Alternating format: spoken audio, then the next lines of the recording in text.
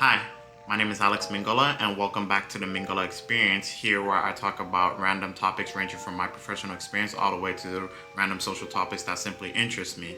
And in today's video, I'm going to be talking about things I wish I knew before getting into civil engineering. And just for a little bit of background, I actually started off as an aerospace engineering student, but I definitely disliked it and ended up switching to civil because of all the programming classes that I had to take, and it just wasn't really up my alley.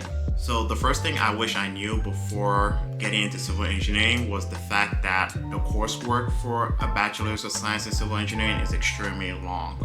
Like, there are a lot of classes that require prerequisites for you to be able to advance to the next course, and it can really bottleneck you. Hence, the average person takes around 5 years to graduate with a bachelor's in civil engineering compared to computer science, where I literally had friends that were able to streamline it and complete it in 3 years.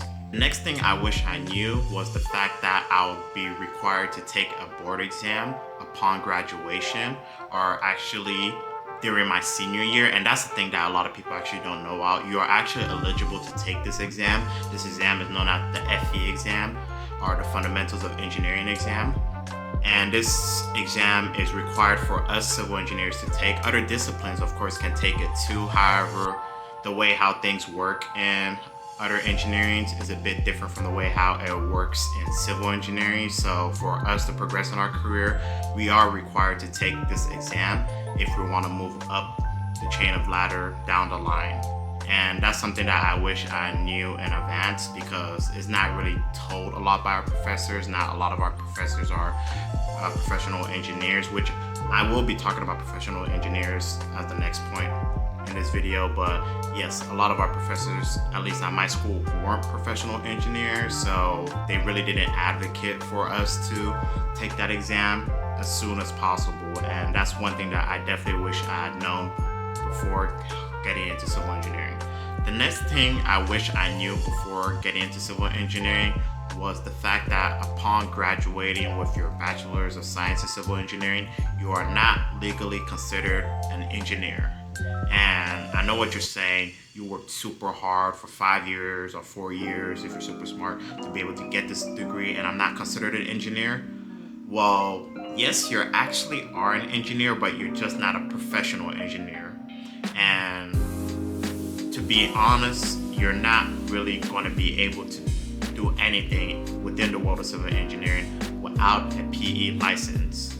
That is the license that pretty much tells the state in which you're practicing that you are recognized and will be held liable for any disasters to happen as a result of poor design work on a project that you supervised and stamped on. So I always feel this a bit of, like, how can I say, guilt and imposter syndrome, especially around family members and just friends, because they don't really understand that aspect of civil engineering, and it's kind of a bit hard to explain all of that to them. So I kind of just tell them, yeah, I'm a civil engineer. However, once I get back to work, I use my correct designation, which is an engineer in training, also known as an EIT. And you obtain that license after passing your FE exam and submitting your transcript to the governing board of engineers in the state in which you practice. The last thing I wish I knew about civil engineering before getting into this field was the fact that salaries are definitely not the best when compared to other fields of engineering, especially our computer engineering counterparts. So in the state of Texas, an entry-level civil engineer, or EIT, typically starts off around the 70K. So if you're here in the state of Texas and you're not earning around 70K when you're straight out of college, you might want to reconsider your options, just saying.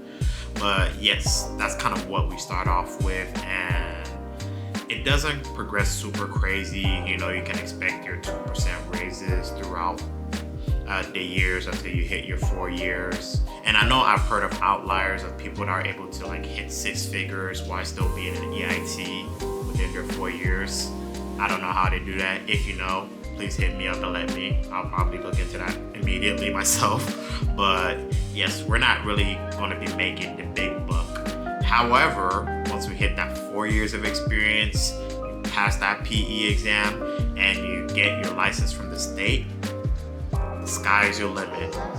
Like, you immediately should be breaking into the 6 figures, and from there it's an upwards journey with no limits. So that's one thing that people really don't know about civil engineering, and I also wish I knew about that, but that shouldn't really also be enough to discourage you from pursuing civil engineering, because later on down the line you are going to be making really, really good money, and it's a really satisfying job. You're going to have a lot of job satisfaction. So it's one of those things that I've learned to look past, because I'm looking at the end goal and not just what I'm receiving right now. So hey guys, this is the end of the video. I hope what I said, you guys will find it useful.